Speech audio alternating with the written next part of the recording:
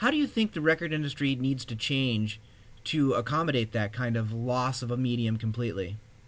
Well, I think it was, I guess, a fault of its own, of not kind of having a little bit more.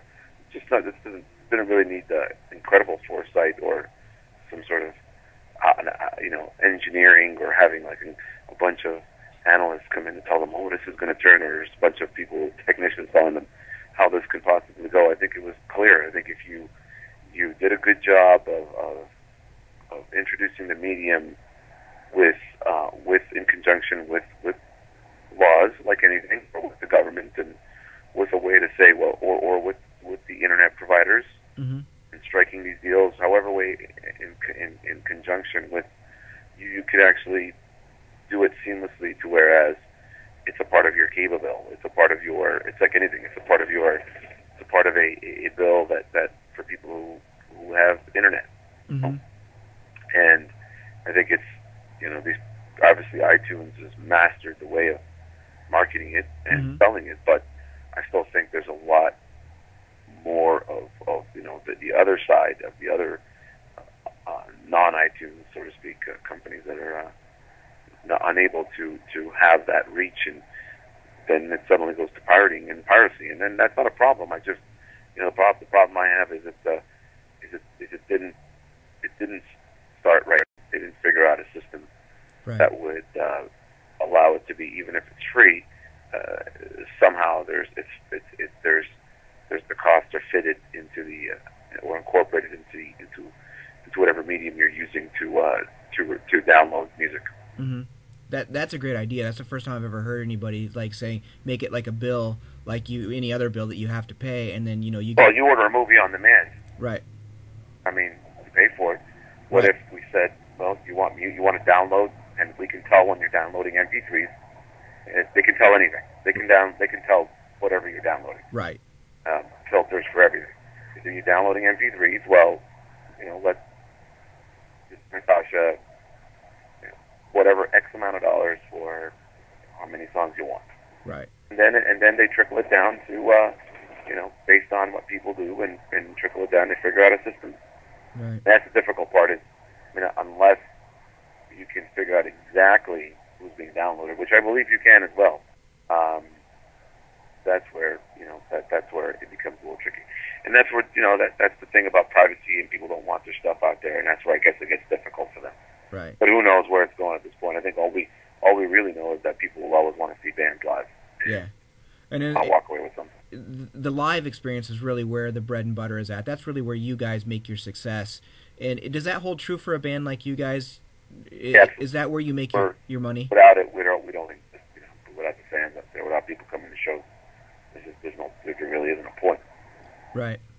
Right. And now, oftentimes I've heard too bands say that you don't the merch is the way is how they make their ends meet. Is that true for you guys too? I agree. I think obviously economically people are having trouble scraping a couple bucks together to buy stuff, but you just gotta hope and pray that people are into it, and they buy your stuff no matter what. Where do you guys see yourselves going next with Anew Revolution? What do you see? What do you want for your future? I expect us to just we're not in this for a race. It's not like first one to reach platinum or gold or whatever 100,000 records is the ultimate goal. Right now, it's slow and steady wins the race. It's a marathon, not a sprint, and we're just trying to one at a time, one city at a time, and basically one market at a time, and then we'll just keep growing it. We sell a couple CDs, a couple shirts, and as it grows, and hopefully with that, it'll generate us the interest in us for us to be on a bigger tour, and have greater exposure and greater visibility, and so on and so forth. How does something like this, a loss of someone so young, he's our age, yeah, how does that affect you guys when you're out on the road? First of all, my far deepest condolences to everybody, including you and his family, and and the band, of course, Slipknot. It's interesting. I've never been one to I knew. I mean, I have made acquaintances with a lot of these people, and I met Paul a few times, and, Mm-hmm. you know, and he seemed like a really nice guy, and it definitely shocked me. You know, it's the same with hearing about what happened to Brett Michaels and Mm-hmm. what's happening to him now. A lot of these things, which is interesting, is, you know, I don't.